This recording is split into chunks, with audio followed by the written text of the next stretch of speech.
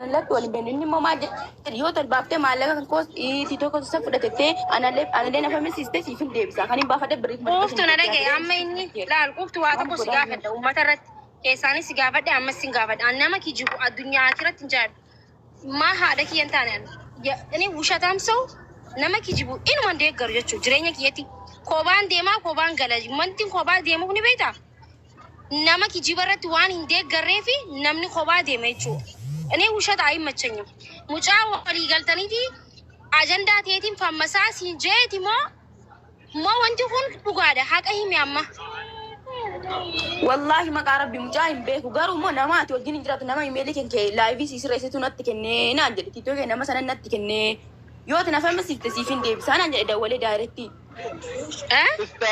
استاذ ماغي اولا تيكتوكي نما fakkeessina namni biraa seenuu hin danda'u koodii itti kennitu malee tiktookii biraa seenuu hin danda'u kuuftuun akkanuma haasofitati tiktookii kee ufumaa nama kennite malee tiktookii namni keessa rummoo isuma mucaan malee gadda baasee dhagaye illu sanii miti maalleeqni amma maalleeqni nu na dhagaye maallaqni nu limitii qaba inni maallaqa hunda baasee jira amma kan harkee nagarsiistetti iskiriinshoot godhadheen jira guyyaa dura geemii taphatte maallaqni sii guutee moo siin guunnee ilaaluudhaaf bani video jeetiin guys screenshot godhen jira maallaqa harkatte jechuudha maybe dayitee naman taane naa baasaa itti yoo jalaa balleessan booda maallaqni kun hanqanaa jechuudhaaf ragaatiin qabadhe jechuudha sini garee amma immoo maallaqni bahee jira maallaqni guyyaa tokkotti hin bahu tiktookii limitii qaba jechuudha amma keessa seentee bikka maallaqaa san guyyaa kaleessaa qarshii meeqaa qabaase guyyaa lammataa qarshii meeqaa qabaase himuu ni danda'a tiktookiin.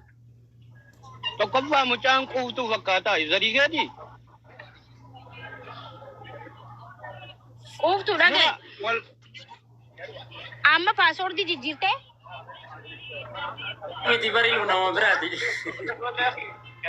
no kaseenu na erga video nama laabii na sirreessan illee hunduma isaa keessaa baas minni illee keessaa bahe an yaan rafaa ture yerooma ka'u ijoolleen tiitoo keessa namni jiraadhan malee an qubas hin qabu wallahi lazim ontini masaa isaan video gadhiisa sin agarres oma tokko illee nagar garuu immoo inni isaa fi anani yoo beekamtii na argisiisa sii deebisaa maallaqa sana baafatee gaarratti na dawwalee kan eenyu itti kennee nama nuti gaafii si gaafa nu tiktookii mucaa kenname kana mucaan kun tiktookii kan akkamis seenuu danda'a gaafii maakii si gaafatte deebiin deebis nammati.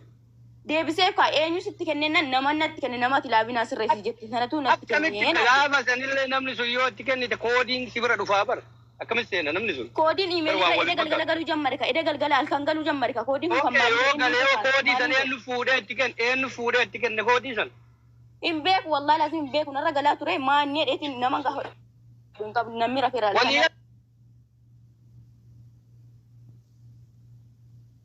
Ajanda akkana kan Oromoo irraa dhaaba bareedaa miti. Nam tiktookii kun ijoolleen Oromoo guutuun as jala jira. Warri asirra jirullee hin beeku. Tiktookii akkatti loogii hin godhan akka seenan hin beekan jechuudha. Namni barsiisaatu hin beeku. Tiktookii kiyya kana amma yoo ani maakitti hin kennin maakiin seenuu hin dandeettu. Hin jiru. Tiktookii cabsanii ka seenan kunniin hin jiru.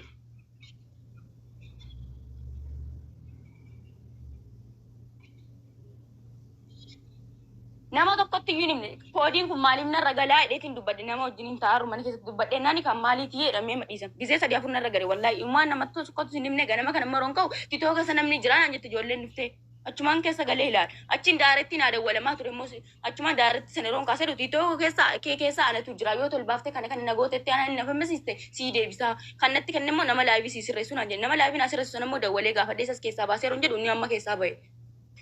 Namchi mana keessa baasee Kuuftu nuti jibandee nu waan ati jettu kana tokko isaan fudhan. Iimeela kee mucaan si sirreessu sun loogiin hin godha. Yoo iimeela loogiin hin goone mucaan koodii kennuuf hin danda'u namni biraa tiktookii kee seenuu hin danda'u. Anuu seenuu hin danda'u. Iimeelis isa naa bane gaafas iimeelis. Mucaan nama birii sii baasu sun kakaa dhiyoo birii sii baasaa ture sunmoo. Iimeelis isa naa bane inni immoo hanquba hin qabu jedhee dhufee amma keessas na darbadhu isas darbadhu dhee na argisiise. Isatu iimeelii naa bane gaafa sana jechuudha. Mucaa kana keessa wal beektan atamu mucaa tiktook irratti seenu kan. Isatti immoo isa akkasittiin jaalgan hin beekan inni biyyaan hin beekaa asirrattis immoo tiktookii sirreessuu beekaa achumaan adii gaafa dheen tiktookii. Amma kaanii miti kasii sirreessu ka birrii sii galchu san hin jenneen. Amma keessa taa'u diimaa kana kasi fakkaatu kana eessa beektaa siin jedhan. TikTok irratti beekaree TikTok irratti beekaree اوكي كذا ولي الناس ايتني لا ولي ناسهم اربيتو يوم بيتو كذا والله لازم ولي ناسهم kanatti kennina maana jedhe kanatti kennina maati TikTok irratti fakkeenyaaf TikTok kan deeffachuudha immoo yoo ana nafe misistelle si deebsana jedhe daaratti itti dabalchuun maal nennen jedhe eenyu teeroon jedheen gaafachiin jammaru silkeen irratti cufe mucaan kun kabirri si baasu mucaan sani share godhamee fida mucaan amma TikTok keessatti kun eessa jira mucichi inni TikTok keessa inni sibilbile kun nika inni TikTok keessa jiru kun nama sanni deessa jira Koodii san yoo hin argatin seenuu hin danda'u barri. Koodii san akkamitti argatee seenuu hin danda'u? Uftu eessa jira? Saawudii jira moo biyya Itoophiyaa jira mucichi? ani sittin beekan Obboleeyyan kiyya dhaggeeffadha. Amma dubbii kana jira asis cufaati TikTokii ilaali. Tiktokiin biyya irraa seenes. Telefoona inni itti seenellee iPhone ta'e Oppo ta'e waa hunda ni hima TikTokiin. Sigalee maallaqallee guyyaa kam akka dabarsee ni hima. Yoo guyyaa sadii wal jala dabarsees ni hima.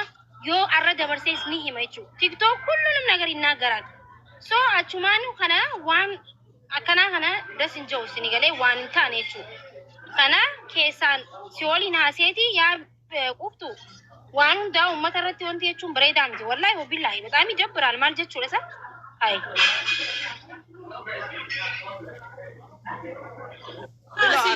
Firoomii keessa aankiyya gaafa hatame isaan kiyya isinitti meeramti guyya eessatti sa'aatii kam wajjin akka seenin ni agarsiisa Google Chrome. Amma ganama kana subii akka Itoophiyaatti sa'aatii 11 jedha birrii maallaqi isa yeroo sanatti baahamedha.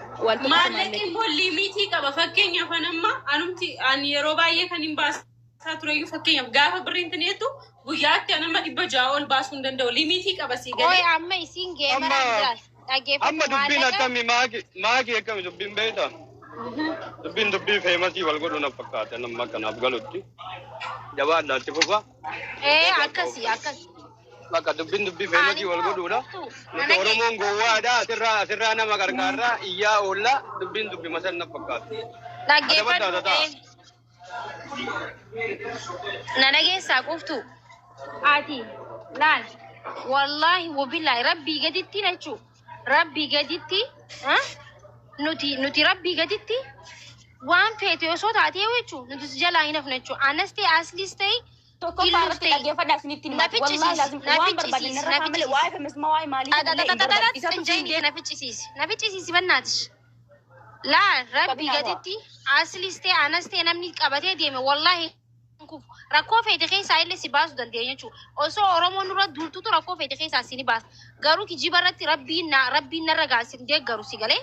Kanaafuu keessaa walitti haasoineeti si nagarsiista akkamitti waan hunda jechuudha. Ani TikTokii sirraan fuudhee ilaalu iskiriin riikardi naa gootee waa hundaa'u laallaa jechuudha. Yaa akkas.